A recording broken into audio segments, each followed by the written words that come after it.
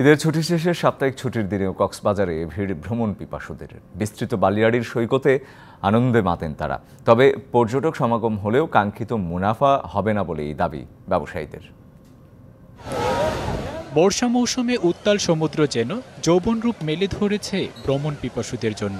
মোহনীয় সৌন্দর্যের ফোয়ারা হয়ে তীরের দিকে ধেয়ে আসছে বড় বড় ঢেউ। আর তাই সমুদ্র সৈকতে মেতেছেন পর্যটকরা।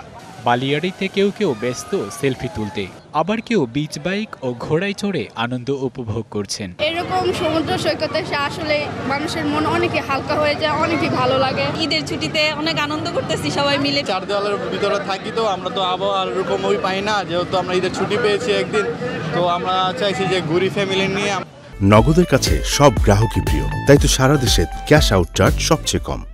৫ শতাধিক হোটেল মোটেল ও গেস্ট হাউসে ৭০ থেকে ৮০% কক্ষ বুকিং হয়েছে। তবে ঈদে পর্যাপ্ত ব্যবসা হয়নি বলে দাবি ব্যবসায়ীদের। গত কুরবানি ঈদুল আজহার পর থেকে একদিন 2 দিন ছুটি ছিল, এরপরে আবার অফিস আদালত খুলছে, এই জন্য পর্যটক আসার অনুরূপ আসে না।